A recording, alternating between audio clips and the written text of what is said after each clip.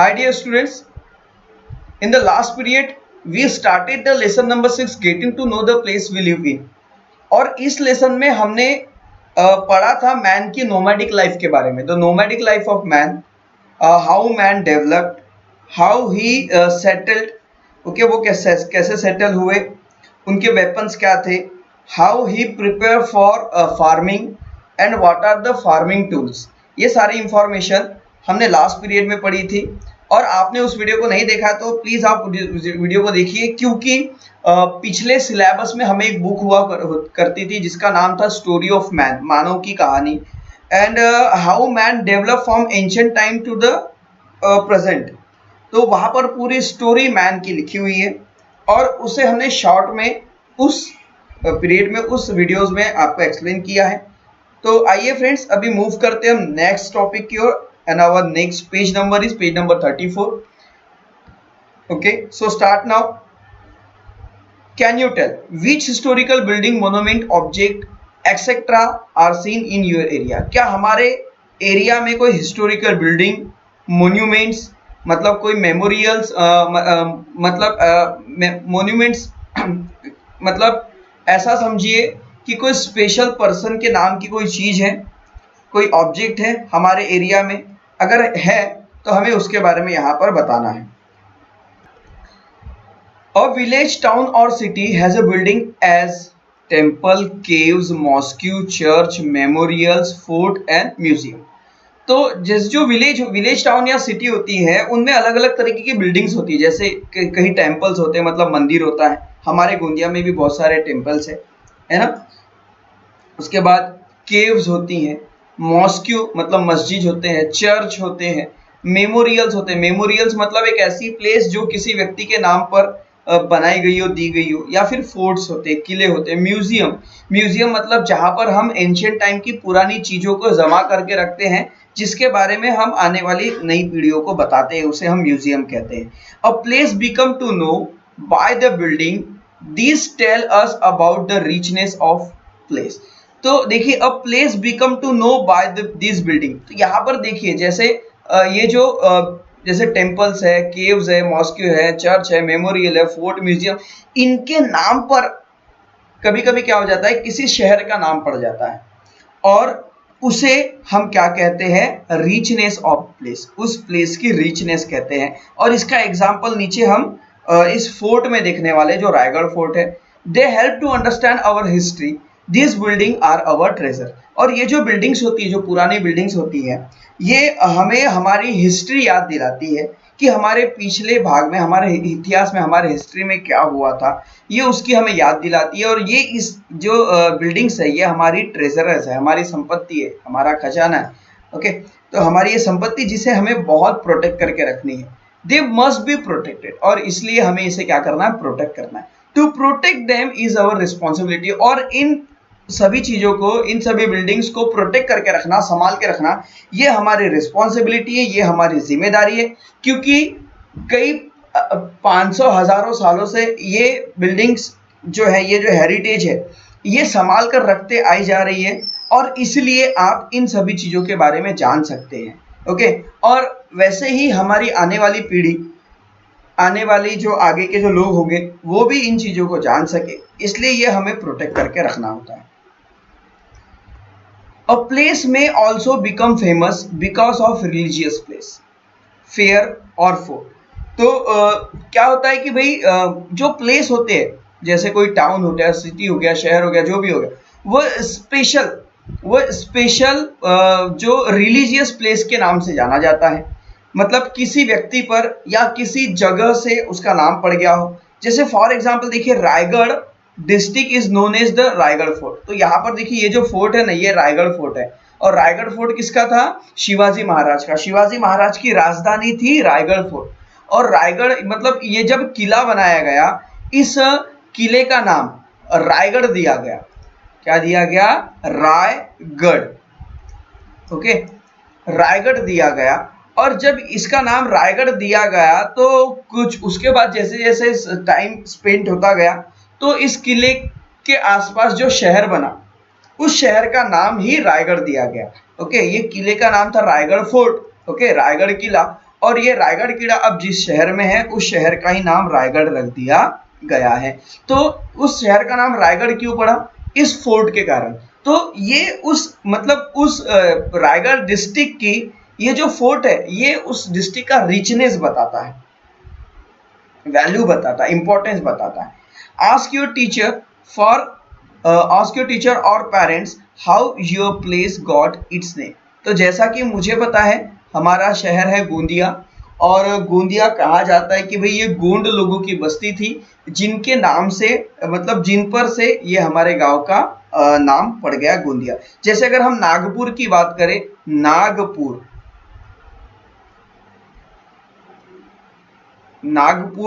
तो आप सब जानते हैं स्टूडेंट्स।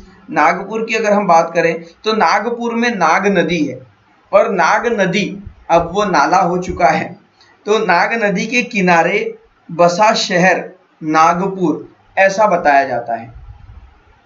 तो वो क्या हो गया कि वो स्पेशल उस प्लेस की वो रिचनेस को बताता है। Find out and write down name of place which have been named after a person, fruit, flowers, tree, animal, birds and water. अब हमें क्या करना है, आपको ऐसे जगह के नाम बताने जो किसी पर्सन से हो, ऐसे गांव के नाम जो किसी व्यक्ति पर रखे गए हो, ऐसे गांव के नाम जो किसी फ्रूट पर रखे गए हो, ऐसे गांव के नाम जो किसी फ्लावर्स पर रखे गए हो, ऐसे गांव के नाम जो किसी ट्री पर रखे गए हो, ऐसे गांव के नाम जो किसी एनिमल पर रखे गए हो, ऐसे गांव के नाम जो किसी स्पेशल बर्ड पर रखे गए हो, और ऐसे गांव के नाम जो किसी स्पेशल वाटर सोर्स पर रखे गए हो। और इसमें से कुछ एग्जाम्पल हम यहाँ पर देखने वाले हैं। Each town has a name, similarly road, square and एले also have names, find out they got this name। तो हर एक टाउन में रोड होते हैं, स्क्वायर होते हैं, चौक होते हैं, लाइन होती है, और उनके एक स्पेशल नेम होते हैं। ओके, और उसी नेम पर मतलब उस पर उसे ना जाना जाता है, जैसे रेल टोली, अवंतीबाई चौक, गांधी प्रतिमा, नेहरू स्क्वायर, आम्बेडकर स्क्वायर, है ना, ये सब स्पेशल पर्सन जो है उनके नाम पर दिए गए हैं। तो ये उस जगह के रिचनेस को बताते हैं, उस जगह के इंपॉर्टेंस को बताते हैं। While returning from Surat, Chhatrapati Shivaji Maharaj stop near Talegaon, Dhindori in Nashik district. तो छत्रपति शिवाजी महाराज किसी काम से सूरत गए थे, और जब वो वापस आए तो वापस आते समय नासिक डिस्ट्रिक्ट के में एक ढिंडोरी जगह है, ओके, जहाँ near Talegaon, stop near Talegaon, Talegaon के पास एक ढिंडोरी जगह है, ओके, वहां पर वो रुके थे।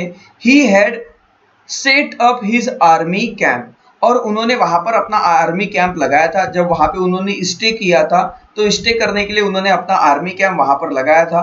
तो वो जो आर्मी कैंप था, आर्मी कैंप को एक और नेम है जो है तल, ओके, आर्मी कैंप को तल भी कहा जाता है, तल या ताल, ओके, ये आर्मी कैंप को कहा जाता है। आर्मी कैंप का एक दूसरा नाम है तल, और they're giving the place the name Talegaon. तो देखिए यहाँ पर जो है ये जो ढिंडोरी है, नासिक के पास ढिंडोरी में शिवाजी महाराज रुके थे, उन्होंने अपना तल वहां पर लगाया था, और उसी पर उस गांव का नाम पड़ गया तलेगांव।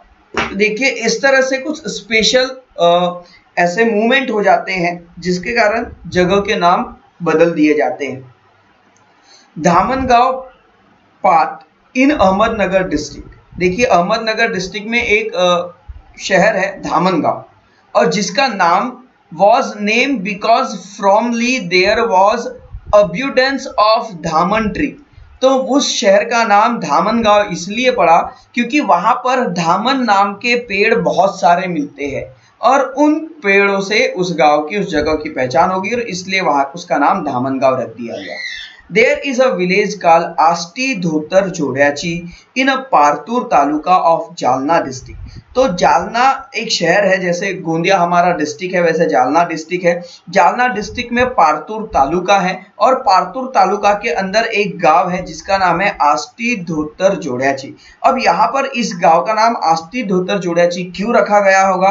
क्योंकि जो बुजुर्ग लोग होते हैं ना, हमारे ओल्ड पीपल्स, वो धोतर पहनते हैं, जो धोती पहनते हैं ना, तो उनकी जो धोतर होती है वहां पर फाइन क्वालिटी की, बहुत अच्छी क्वालिटी की उस गांव में बनाई जाती है, और इस धोतर जोड़ी से ही उस गांव का नाम रख दिया गया Ashti Dhotar Jodachi. For excellent quality were made there, वहां पे क्या है कि भाई जो फाइन धोतर जोड़ाची जो है, धोतर जोड़ी, वो एक्सीलेंट क्वालिटी की, बहुत अच्छी क्वालिटी की वहां बनाई जाती है। This give the name is it's this give the village it's name, और इसी कारण उस गांव को वो नाम मिला है। तो आइए फ्रेंड्स अब देखते हैं, यहाँ पर देखिए एक बहुत बढ़िया इंफॉर्मेशन है आपके लिए। आपने भगत सिंह, सुखदेव और राजगुरु तो सुना ही होगा, ओके, इनके नाम सुने होंगे आपने। भगत सिंह का नाम तो सुना ही है।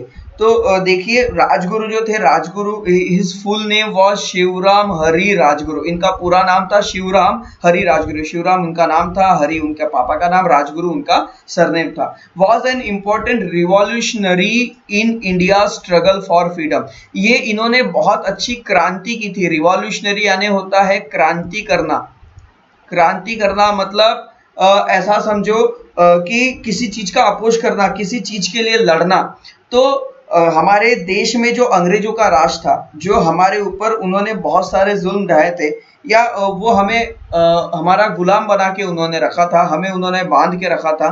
तो यहाँ पर वहाँ उनसे फ्रीडम होने के लिए, उनसे छुटकारा पाने के लिए, अपने देश को आजाद करने के लिए 3 पर्सन ऐसे थे, जो एक थे भगत सिंह, सुखदेव और एक थे Rajguru.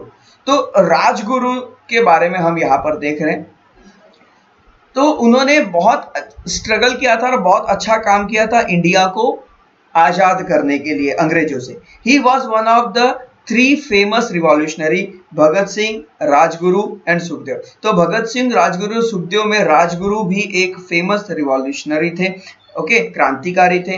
Rajguru was born in Khed in Pune district. Pune शहर में एक गांव है खेड़, वहां पर वो जन्मे थे। After elementary education he move to Amravati. कुछ साल उन्होंने पढ़ाई की और उसके बाद आगे की पढ़ाई करने के लिए वो अमरावती चले गए। देयर एट हनुमान व्यायामशाला ही टूक up the cause of patriotism. At 15 years of age he went to Banaras of study Sanskrit. और जब वहां पे फिर वो अमरावती में भी पढ़ाई करने लगे, और जब वो 15 साल के हो गए, 15 साल की एज के बाद वो संस्कृत पढ़ने चले गए। कहाँ पर? बनारस में। He knew several language such as Marathi, Sanskrit, Hindi, Urdu, English. देखिए इतनी सारी लैंग्वेजेस उन्हें बोलते आती थी। Bhagat Singh and Sukhdev were he is a close friend. Bhagat Singh और सुखदेव राजगुरु के, ये जो राजगुरु है, राजगुरु के भगत सिंह और सुखदेव बहुत क्लोज फ्रेंड थे। Later he took part in revolutionary activity. उसके बाद उन्होंने देश को आजाद दिलाने के लिए काम करना शुरू किया। And become a martyr of the country. और फिर वो हमारे देश के मार्टियर, मतलब एक ऐसा समझिए फेमस व्यक्ति, एक क्रांतिकारी बन गए। हिज मेमोरी खेड़ हिज बर्थ प्लेस। और पुणे शहर के पास जो खेड़ गांव है, ओके, वो उनका बर्थ प्लेस था, वहां वो जन्मे थे। और इसलिए एक महान व्यक्ति इस खेड़ गांव से जन्म लिया और उन्होंने देश के लिए बहुत बड़ा काम किया। इसलिए उस गांव का नाम खेड़ से हटाकर राजगुरु नगर कर दिया गया। तो देखिए स्पेशल वर्क करने के लिए उन्हें, देखिए इतनी बड़ी उपाधि मिली, उनके नाम से ही गांव का नाम बदल दिया गया।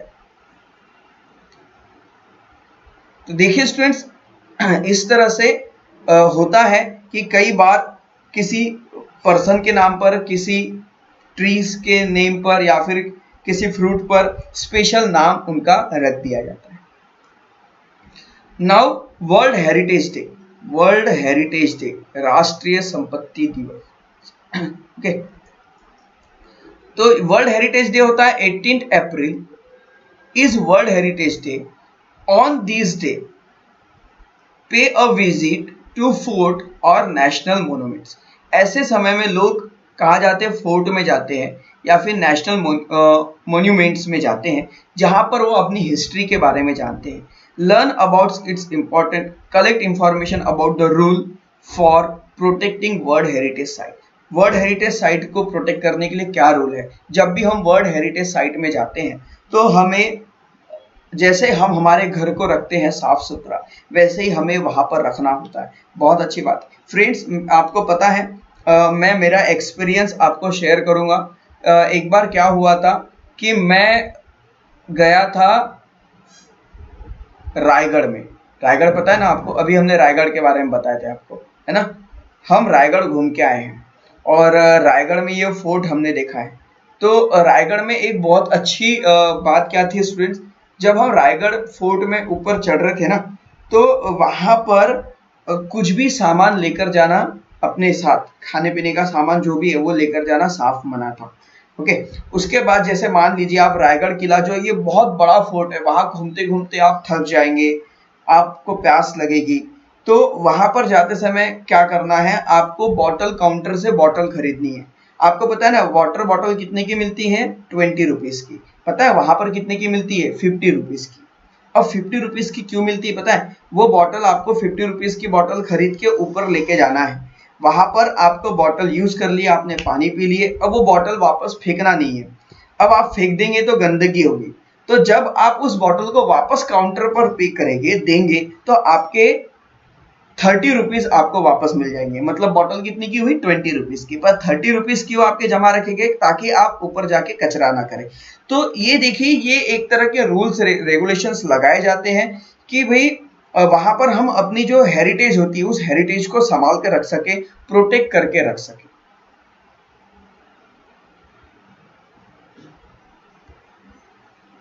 तो देखिए students, obtain pictures of historical buildings, monuments and old wonders in your surrounding, stick them in frame। अगर आपके आसपास कोई ऐसे हिस्टोरिकल प्लेस या बिल्डिंग है, उसका फोटो लेकर आपको इस जगह पे पेस्ट करना है। Just as a place become renovate because of fort और historical building is also gain renovated because of its place and their good deeds। Collect information about soldiers, writers, artists, etc. in your neighborhood and invite them to your school and interview them। तो अगर आपको अगर कहीं पर भी ऐसे कोई व्यक्ति मिलते हैं जो फेमस है, आप उनसे बात कीजिए, उनके एक्सपीरियंस जानिए। तो ऐसे ही बहुत बड़े फेमस व्यक्ति के बारे में अभी हम यहाँ पर पढ़ने वाले हैं, एंड द नेम इज संत गाड़गे महाराज। इनका नाम आपने सुना होगा। ये बहुत बड़े, बहुत महान व्यक्ति थे संत गाड़गे महाराज, और इन्होंने बहुत अच्छा काम किया था लोगों को जगाने के लिए। जगाने के लिए मतलब वो नींद में नहीं सो रहे थे, जगाने के लिए मतलब उनकी सोच बदलने के लिए। तो देखिए संत गाड़गे महाराज के बारे में पढ़ेंगे। Sant Gadge Maharaj real name was Debuji Jhingraji Janorkar.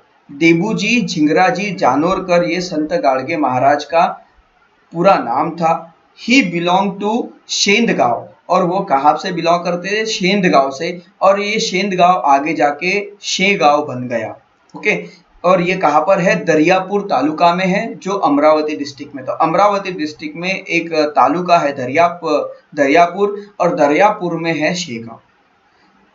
Sant Gadge Baba raised social awareness through कीर्तन। During his kirtan, he would ask people question and answer them himself। तो देखिए यहाँ पर जो संत गाड़गे महाराज थे, ये भजन करते थे, कीर्तन करते थे, और ये अपने कीर्तन में लोगों को जागरूक करते थे, और वो कीर्तन में अपने लोगों को क्वेश्चन पूछते थे। मतलब भजन करते करते ना वो क्वेश्चन में भजन करते थे, और आंसर भी बताते थे।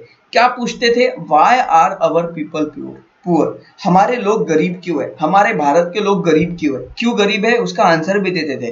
Because they do not have education, क्योंकि उन्होंने एजुकेशन नहीं लिया है, वो अनपढ़ है।